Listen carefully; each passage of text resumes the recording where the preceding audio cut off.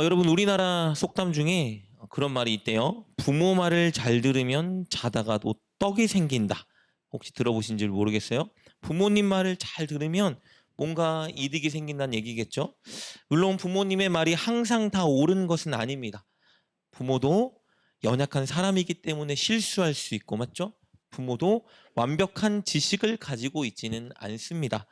부모도 모든 일에 대한 경험을 다 가지고 있지는 않기 때문에 어떤 문제에 대한 완벽한 해결책을 줄 수는 없습니다. 그러나 이 속담, 부모 말을 잘 들으면 자다가도 떡이 생긴다.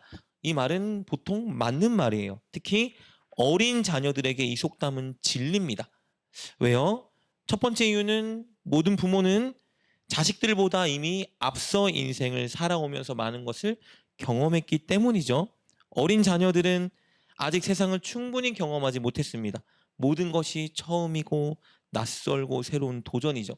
그런데 부모는 이미 앞서 많은 것들을 경험했고 그 경험을 통해 진리를 깨달았고 또 여러 가지 지혜를 가지고 있습니다. 그래서 부모는 아이들이 모르는 어떤 문제에 대한 해결책을 줄 수 있고 또 인생을 더 지혜롭게 살 수 있는 선택과 방법을 제시해 줄 수 있습니다.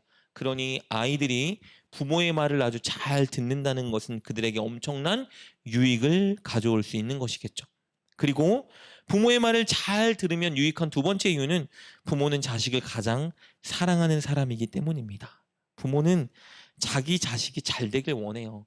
늘 그것을 위해 마음을 쓰고 우리 자녀에게 유익한 선택, 유익한 방법, 좋은 것이 무엇일까를 고민하고 또 자식에게 그것들을 조언해 주기 위해 노력하는 사람이죠.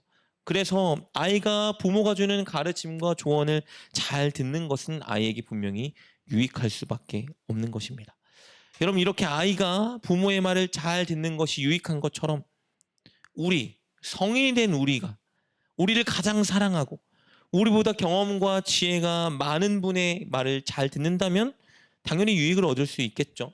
그렇다면 우리를 세상 누구보다 사랑하시고 누구보다 지혜와 경험이 많고 완벽하신 분, 우리가 인생을 많이 살은 어른이 되어도 우리보다 훨씬 큰 완벽한 지혜를 가지고 있고 모든 것을 다 알고 우리를 너무너무 사랑하는 분이 있다면 우리는 그분의 말을 듣고 따라야 되겠죠. 그분은 바로 하나님이십니다. 하나님은 천지 만물을 지혜로 만드신 분입니다. 모든 것을 다 알고 계세요.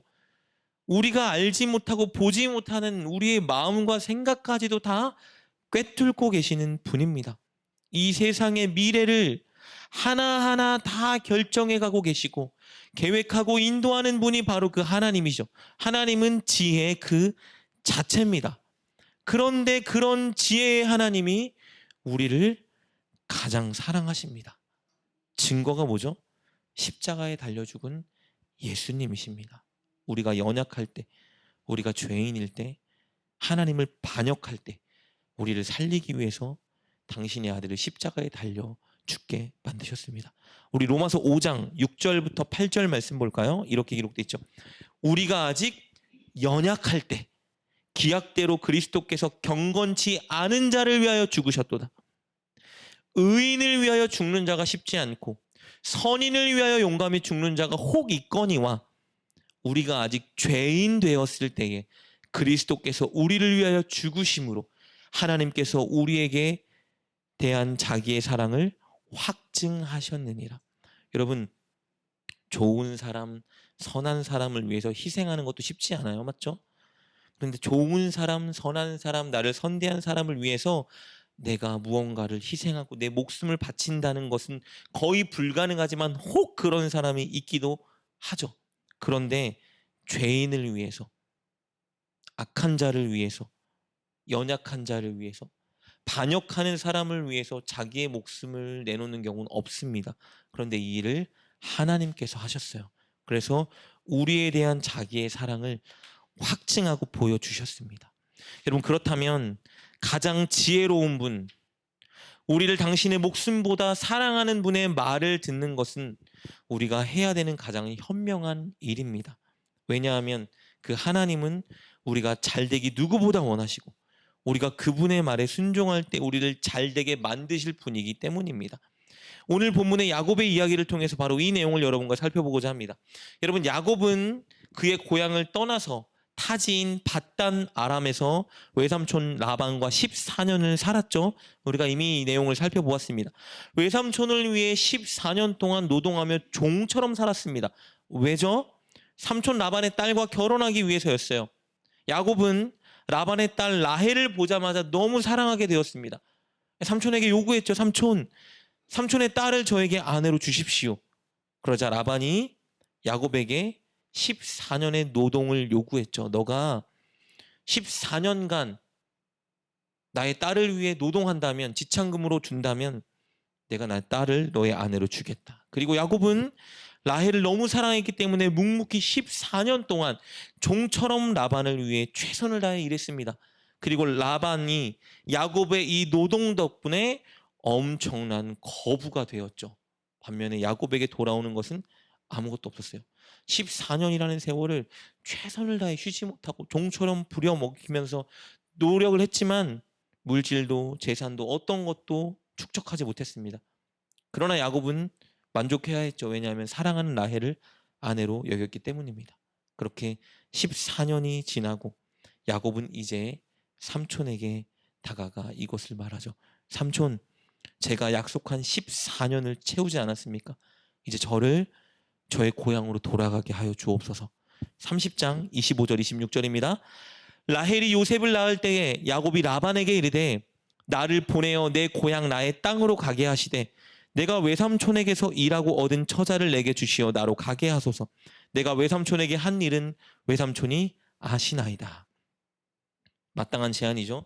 삼촌이 요구했던 14년의 기간 동안 종처럼 삼촌의 재산을 위해 최선을 다해 일했습니다. 그래서 뭐 이렇게 말하고 있잖아요. 내가 삼촌에게 한 일을 외삼촌이 아시나이다.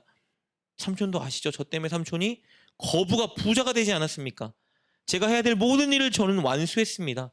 이제 저를 내 가족들과 함께 고향으로 돌아가게 하여 주십시오. 그런데 라반이 이 야곱의 청을 어떻게 했죠? 거절하죠. 오히려 여기 머물러 나를 위해 더 일해달라 제안합니다. 그 이유는 너무 단순하죠. 야곱 때문에 라반의 재산이 엄청 늘어났기 때문입니다. 라반이 부자가 아니었어요. 야곱이 와서 그를 위해 일하는 순간부터 그는 거부가 되었습니다. 하나님께서 야곱과 함께 하시고 야곱이 하는 일마다 복을 주셨기 때문에 야곱 덕분에 라반이 거부가 된 거예요. 라반도 그 사실을 알고 있었습니다. 그러니 라반의 입장에선 야곱을 보내면 안 되죠. 왜요? 야곱이 있어야 더 많은 부를 축적할 수 있기 때문입니다. 라반이라는 사람은요, 남의 입장과 처지를 생각하지 않는 사람이에요. 늘 자기 유익에만 관심이 있는 사람입니다. 라반은 야곱이 남아서 자신을 위해 일을 해달라 제안하죠. 그리고 한 가지를 더 그에게 제안합니다. 지금까지 14년은 너가 내 딸을 얻기 위해서 노동한 거잖아. 그런데 앞으로는 너가 일하면 일하는 만큼의 대가를 내가 너에게 줄게 라고 말하죠. 27절 28절입니다. 라반이 그에게 이르되 여호와께서 너로 말미암아 내게 복 주신 줄을 내가 깨달았노니 내가 나를 사랑스럽게 여기거든 그대로 있으라. 또 이르되 내 품삯을 정하라. 내가 그것을 주리라. 품삯을 주고서라도 야곱을 데리고 있는 게 삼촌 라반은 엄청 큰 이익이라는 걸 계산이 됐겠죠. 야곱은 삼촌의 이 제안을 듣는 순간 어떤 생각을 했을까요? 삼촌이 나를 순순히 고향으로 돌려보낼 사람이 아니구나라는 걸 직감하게 되었습니다. 왜요? 14년간 삼촌과 함께 있었습니다. 성격이 다 파악됐겠죠. 어쩔 수 없이 당분간 이곳에 더 머무를 수밖에 없겠다는 생각이 들었어요. 그래서 야곱이 삼촌에게 앞으로 내가 일한 것에 대한 대가를 이렇게 그럼 주십시오라고 제안을 해요. 우리 32절 말씀 볼까요? 이렇게 기록되어 있습니다. 오늘 내가 외삼촌의 양떼에 두루 다니며 그 양 중에 아롱진 것과 점 있는 것과 검은 것을 가려내며 또 염소 중에 점 있는 것과 아롬진 것을 가려내리니 이 같은 것이 내 품삯이 되리이다. 뭐라고 말하는 거예요? 삼촌의 많은 가축 중에 양과 염소를 제가 갖고 싶은데 얼룩이 있는 것, 점 있는 것, 아롱진 것만 저에게 품삯으로 주십시오. 전 이것만 원합니다. 여러분 야곱의 이 제안을 들은 라반 어떤 생각했을까요? 아싸, 대박이다 했을 거예요. 왜요? 고대 근동 지역에서 양은 대부분 흰색이에요. 염소는 대부분 검은색이거나 어두운 갈색입니다. 무슨 말이죠? 얼룩지거나 점 있는 양과 염소는 굉장히 희귀하고 드물단 말이에요. 설령 그런 것들이 있을지라도 대부분 병든 것들이 많았습니다. 그런데 지금 야곱이 뭘 요구하고 있는 거예요? 삼촌의 가축 중에 양과 염소, 그 중에 아롱지고 점 있고 얼룩진 것, 그것들을 제가 갖겠습니다. 드물고 약한 짐승을 품삯으로 달라고 요구하고 있는 거예요. 삼촌 입장에서 더할 나위 없었겠죠. 바보 아니야? 야, 얘가 좀 어떻게 됐나? 이렇게 뭘 모르는 애였나? 일만 잘하는 애였나 생각이 들었을 거예요. 야곱이 이 제안을 하자 삼촌은 당연히 받아들이죠. 이제 얼룩지고 점 있는 양과 염소는 야곱의 것입니다. 그런데 우리가 아는 것처럼 라반은 보통 사람이 아니에요. 물욕이 넘치고 인색한 사람이죠. 애초에 얼룩지고 점 있는 가축도 많지 않았지만 이것마저도 야곱에게 주고 싶지 않았던 거예요. 그래서 계략을 세웁니다. 야곱에게 돌아갈 짐승을 가축을 최소화시켜야 되겠다. 그래서 어떻게 하냐면요. 얼룩지고 점 있는 양과 염소를 가려내요. 그래서 자기 아들에게 줍니다. 그리고 3일 길 떨어진 곳으로 보내요. 무슨 말이에요? 가축 중에 얼룩지고 점 있는 것들은 다 야곱이 치지 못하도록 저 먼 길로 보낸 거예요. 자기 아들에게 맡긴 거예요. 그럼 이제 야곱이 쳐야 되는 건 뭐만 남은 거예요? 흰 양과 검은 염소. 그럼 여러분 상식적으로 생각해 보세요. 야곱이 앞으로 가져야 될 게 얼룩지고 점 있고 아롱진 양과 염소를 가져야 되는데 지금 이 상황을 보니까 삼촌이 야곱이 한 마리도 못 가져가게 환경을 세팅해 놓은 겁니다. 우리 35절 36절 볼까요? 그날에 그가 수점소 중 얼룩무늬 있는 것과 점 있는 것을 가리고 암염소 중 흰 바탕에 아롱진 것과 점 있는 것을 가리고 양 중에 검은 것들을 가려 자기 아들들의 손에 맡기고 자기와 야곱의 사이를 사흘 길이 뜨게 하였고 야곱은 라반의 남은 양떼를 치니라. 이제 야곱은 흰 양과 검은 염소만 치게 되는 거예요. 무슨 말이죠? 이제 상식적으로 야곱이 가져갈 가축은 없다라고 생각하면 됩니다. 흰색 양들이 교미를 해봤자 어차피 흰 양을 낳을 것이 뻔하고 검은 염소가 교미를 해봤자 검은 염소를 낳을 것이 뻔합니다. 라반은 그렇게 야곱이 치고 기르는 양과 염소 중에 얼룩지거나 점 있는 것들이 생산되지 못하도록 환경을 다 조성했습니다. 야곱은 뭘 해야 될까요? 야곱도 뭔가를 합니다. 야곱도 전략을 세워요. 얼룩지고 점 있는 가축을 위한 전략을 세웁니다. 새 종류의 나뭇가지를 껍질을 드문드문 벗기는 거예요. 그래서 나뭇가지가 얼룩져 보이게 만들었습니다. 그리고 그 가지를 양떼가 물 마시는 개천 구유에다가 박아놨어요.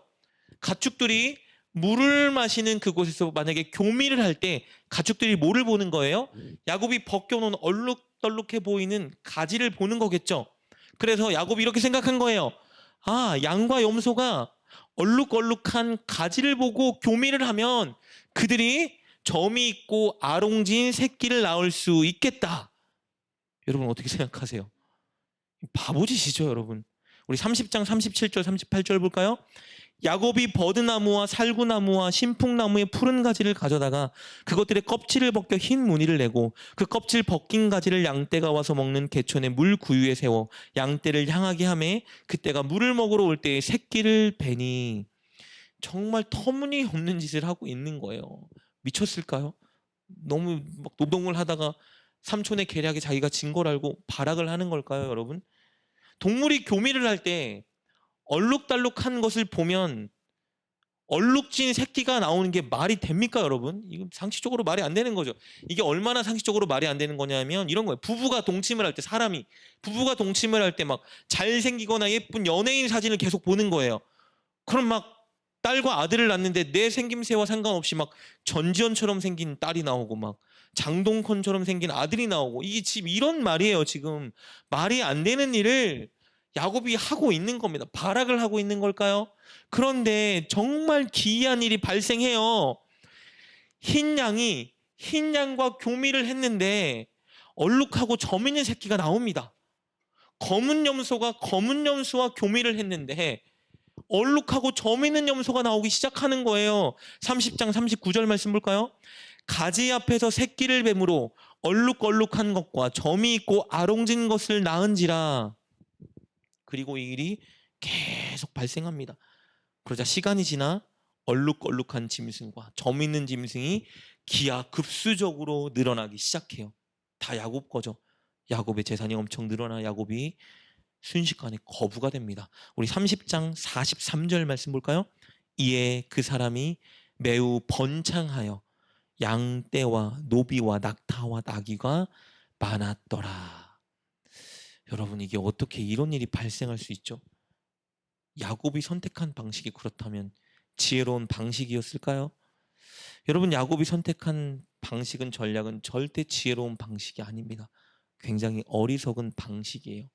과학적으로 말이 안 되는 겁니다. 이런 거 따라하면 안 돼요. 그래서 여러분, 가축이 교미할 때 얼룩진 가지를 본다고 얼룩덜룩한 새끼가 나온다고 생각하는 것 자체가 바보예요, 여러분. 근데 야곱은 왜 이런 어리석은 방법을 사용했을까? 그런데 어리석은 방식을 사용했는데 어떻게 그런 새끼가 나온 것일까? 하나님이죠. 하나님 덕분입니다. 야곱이 이렇게 어리석은 일을 했던 이유가 있어요. 하나님이 그에게 이미 꿈에서 계시해 주셨기 때문입니다. 우리 31장 말씀 볼까요? 31장 10절부터 12절 말씀 이렇게 기록되어 있습니다. 그 양떼가 새끼 뵐 때에 내가 꿈에 눈을 들어보니, 여러분 꿈을 꾼 거예요. 꿈에 눈을 들어봤는데 양떼를 탄 수량은 다 얼룩무늬 있는 것, 점 있는 것, 아롱진 것이었더라. 꿈에 양이 교미를 하는데 얼룩달룩한 것들이 다 지금 교미를 하고 있는 거예요. 11절입니다. 꿈에 하나님의 사자가 내게 말씀하시기를 야곱아 하기로 내가 대답하기를 여기 있나이다 하매 12절입니다. 가라사대 내 눈을 들어보라. 양떼를 탄 수량은 다 얼룩무늬 있는 것, 점 있는 것, 아롱진 것이니라. 라반이 내게 행한 모든 것을 내가 보았노라. 뭐라고요? 라반이 너에게 행한 모든 것을 내가 다 보고 알고 있다. 14년 동안 라반이 야곱을 부당하게 대우하고 부려먹은 것을 하나님이 다 알고 보고 계셨습니다. 그리고 야곱이 인간적인 방식으로 복수하지 않고 신실하게 참고 인내한 것을 다 보고 계셨어요. 그래서 하나님께서 야곱을 위해 일해 주신 겁니다. 라반이 야곱에게 부당하게 부려먹고 착취한 모든 것을 야곱에게 다 보상해 주시려고 하신 거예요. 그래서 꿈에 야곱을 찾아오셨습니다. 그리고 그 장면을 보여주신 거예요. 그래서 야곱이 하나님이 이것에 순종하길 원하시는구나 생각한 겁니다. 여러분, 사실 야곱은 자신이 삼촌에게 요구한 일이 얼마나 어리석은 일인지 누구보다 더 잘 아는 사람입니다. 어떻게 흰 양과 흰 양이 교배하는데 얼룩무늬 있는 새끼가 나옵니까? 얼룩달룩한 가지를 본다고 그런 일이 어떻게 가능합니까? 야곱은 이미 14년 동안 삼촌의 양과 염소를 기른 사람이에요. 가축을 기르는데 달인이 된 사람입니다. 이거 말이 안 되는 거 야곱이 누구보다 더 잘 알고 있었던 거예요. 그런데 야곱이 라반에게 품삯으로 얼룩지고 점 있는 가축을 달라고 요구한 이유가 무엇입니까? 하나님을 향한 신뢰 때문입니다. 하나님이 꿈에서 야곱에게 그렇게 보여주시고 말씀해 주셨기 때문에 야곱은 그저 순종한 거예요. 이 방식이 어리석은 방식이라는 걸 야곱은 더 잘 알았지만 전능하신 하나님, 나와 함께 하신 하나님께서 이것을 보여주셨고 말씀해 주셨기 때문에 그저 순종하는 거예요. 야곱이 엄청나게 부유하게 된 비결은요, 그의 노력이나 그의 비상한 계획 덕분이 아닙니다. 하나님을 의지하고 하나님 말씀에 순종했던 결과였던 거예요. 우리는 오늘 본문의 야곱의 선택을 통해서 중요한 진리를 배울 수 있습니다. 우리가 선택해야 되는 것은요, 가장 지혜로운 하나님께서 우리에게 말씀하신 것이 되어야 합니다. 우리가 선택해야 되는 것은 합리적이고 효과적인 방식이 아닙니다. 우리가 선택해야 되는 지혜로운 방식은 과학적이고 많은 사람들이 추구하는 그런 방식이 아니에요. 우리가 선택해야 되는 가장 지혜로운 방식은 하나님께서 우리에게 말씀하시고 보여주신 방식입니다. 우리는 하나님의 말씀을 선택하고 하나님의 말씀을 따르고 하나님 말씀에 순종해야 됩니다. 그 선택이 설령 어리석은 선택처럼 보일 수 있어요. 그 선택의 결과가 느릴 수 있습니다. 오히려 하나님 말씀에 순종했더니 당장은 피해를 볼 수도 있습니다.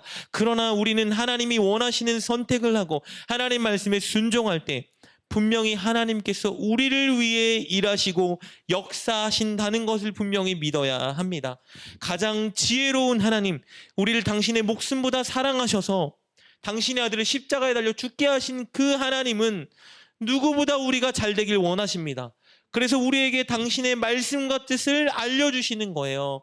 그리고 우리가 하나님의 그 뜻과 말씀을 선택하고 순종할 때 우리에게 놀라운 복을 주시는 분입니다. 그러므로 우리는 날마다 하나님의 뜻과 하나님이 말씀하신 것을 선택하고 따르는 삶을 살아야 합니다. 여러분, 우리에게 날마다 하나님이 주신 우리가 선택해야 되는 것이 무엇입니까? 바로 이거 성경입니다. 성경.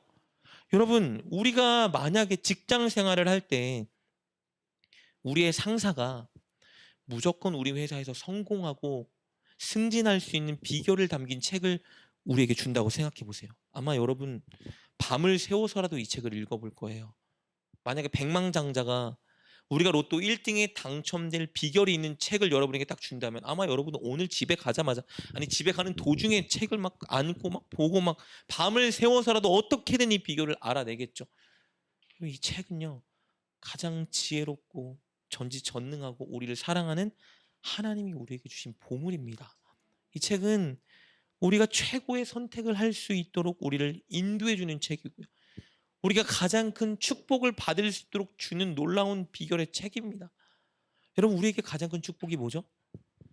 하나님과 늘 함께하는 것, 하나님의 형상을 회복하고 닮아가는 것, 이것이 가장 큰 축복입니다. 이 책을 늘 읽고 공부하고 묵상하고 이 책대로 선택하고 살아가면요, 하나님은 늘 우리와 함께해 주십니다. 그리고 우리가 예수님처럼 살아갈 수 있도록 우리를 이끌어 주시고요. 그리고 하나님의 사람답게 온전히 우리를 만들어 줍니다. 선한 일을 행할 수 있도록 우리를 새로운 사람으로 만들어줘요. 디모데후서 3장 16절 17절 말씀 볼까요? 이 성경이 어떤 책인지 제일 잘 말해주고 있는 구절입니다. 이렇게 기록되어 있죠. 모든 성경은 하나님의 감동으로 된 것으로 교훈과 책망과 바르게 함과 의로 교육하기에 유익하니 이는 하나님의 사람으로 온전하게 하며 모든 선한 일을 행하기에 온전하게 하려 함이라. 이 책을 읽고 묵상하고 따라 살면요, 뭐래요? 하나님의 사람으로 온전하게 되고 모든 선한 일을 행하기에 온전하게 된대요. 우리가 예수님 같은 새로운 존재, 하나님의 형상을 닮은 아름다운 존재가 될 수 있다라고 말해주고 있습니다.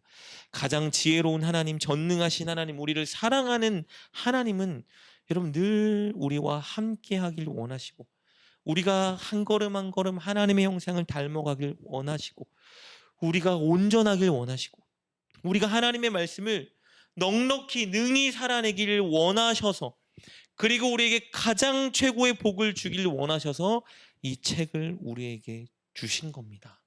이 사실을 믿는다면 우리는 이 책을 사랑하고 이 책을 소중히 여기고 이 책을 날마다 읽고 이 책을 묵상하고 이 책에 기록된 대로 하루하루 날마다 살기 위해 노력해야 하는 것입니다.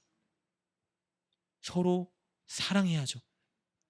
나한테 그가 잘해주지 않아도 혹은 그녀가 때론 나에게 너무 얄궂게 굴어도 우리는 늘 사랑하길 선택하기 위해 노력해야 됩니다. 왜요? 여기서 그렇게 살라고 말해주고 있거든요. 우리는 서로 용서해야 됩니다. 그가 내 마음에 상처를 주었어도 그가 내 기분을 상하게 하였어도 우리는 늘 용서하는 선택을 하기 위해 노력해야 됩니다. 왜요? 여기 그렇게 하라고 말하고 있으니까요. 우리는 늘 서로에게 양보하고 서로를 섬기기 위해 노력해야 됩니다. 우리는 받으려 노력하지 말고 주려고 애써야 됩니다. 왜요? 성경은 분명히 말해주고 있거든요. 받는 것보다 주는 것이 복이다. 우리는 큰 이익이 내 눈앞에 있다 하여도 그 이익을 얻기 위해서 내가 거짓말을 해야 한다면 혹은 하나님이 기뻐하지 않는 선택을 해야 된다면 그 이익을 포기해야 됩니다. 왜요? 여기 그렇게 하라고 말해주고 있기 때문입니다. 우리는 나의 유익을 구하는 것보다 여기 교회 안에 있는 한 사람 한 사람의 이익을 먼저 구할 수 있어야 됩니다. 왜요? 성경이 그렇게 하래요. 우리는 무엇을 하든 하나님의 영광을 위해 해야 되고, 무엇을 하든 기도로 묻고 기도로 도움을 청하고 기도로 하나님의 인도하심을 구해야 합니다. 왜요? 성경에 그렇게 나와 있으니까요. 여러분, 그런데 이렇게 사는 것이 쉽나요? 굉장히 어리석어 보이죠. 비상식적인 일이에요. 아니, 나를 미워했는데 어떻게 사랑하고, 늘 나에게 해를 가하는데 어떻게 늘 용서하고, 늘 나만 주는데 저 사람은 나에게 주지도 않는데 늘 주고. 이 바보 같은 짓 아닙니까, 여러분? 이 미련한 짓을 왜 하고 살아야 됩니까? 왜요? 하나님이 우리에게 그렇게 살라고 말씀해 주시기 때문입니다. 하나님은 우리가 그 선택을 하며 날마다 살길 원하세요. 이 선택이 바로 오늘 본문의 야곱이 선택한 방식입니다. 이 방식이 오늘 본문의 야곱이 따른 방식입니다. 야곱이 하나님과 함께하고 하나님께 복을 받는 비결이 바로 하나님의 말씀을 따르고 순종하는 것입니다. 우리도 야곱처럼 하나님의 말씀을 따르기로 선택해야 됩니다. 우리도 야곱처럼 하나님의 말씀에 순종하기를 결단해야 됩니다. 비록 그렇게 사는 것이 어리석어 보일 수 있고, 그렇게 함으로써 우리가 손해를 보는 것처럼 보일 수도 있고, 그렇게 한다 하여도 좋은 결과가 바로 우리 눈앞에 다가오지 않아도 우리는 야곱처럼 그렇게 하나님의 말씀이 요구하는 것을 선택하고 따르고 순종해야 합니다. 왜냐하면 그것이 가장 지혜로운 하나님, 우리를 가장 사랑하는 하나님께서 우리에게 복을 주기 위해서 주신 최고의 선택이자 방식이기 때문입니다. 여러분, 하나님의 말씀을 따르고 하나님 말씀대로 순종하는 일이 손해보는 일은 아닐까 염려하지 마십시오. 이득이 될까, 손해를 볼까 너무 계산하고 따지고 두려워하지 마세요. 그냥 믿으십시오. 우리를 가장 사랑하는 하나님, 우리가 가장 잘 되길 누구보다 원하시는 하나님, 그래서 우리에게 복 주시길 원하시는 하나님께서 우리를 잘 되라고 주신 말씀이라고 믿으십시오. 그저 하나님을 신뢰하고 하나님 말씀대로 선택하고 여러분 순종하는 삶을 살아보십시오. 그럴 때 하나님의 놀라운 지혜와 은혜와 인도하심을 여러분 반드시 경험하게 될 것입니다. 사랑하는 여러분, 오늘부터 지금부터 우리 최고의 선택을 하고 최고의 방식을 취하기로 결단했으면 좋겠습니다. 날마다 하나님의 말씀을 읽고 묵상함으로 하루를 시작하십시오. 날마다 하나님의 말씀을 읽으면서 하나님의 마음과 뜻을 발견하십시오. 그리고 교회에서, 여러분 가정에서, 직장에서, 삶의 현장에서 하나님 말씀대로 선택하고 하나님 말씀대로 행동하고 하나님 말씀대로 말하고 하나님 말씀대로 순종하기 위해 날마다 결단하고 노력하십시오. 저와 여러분의 감정을 따르지 마시고 세상 사람들이 추구하는 대로 쫓아가지 마시고 오늘 본문의 야곱처럼 하나님 말씀을 따라 살겠노라 결단하며 그렇게 한 걸음 한 걸음 걸어가는 저와 여러분 되었으면 좋겠습니다. 그렇게 하여 가장 지혜롭고 여러분을 가장 사랑하시는 하나님께 날마다 많은 복을 받고 누리는 저와 여러분 될 수 있기를 주님의 이름으로 축복합니다.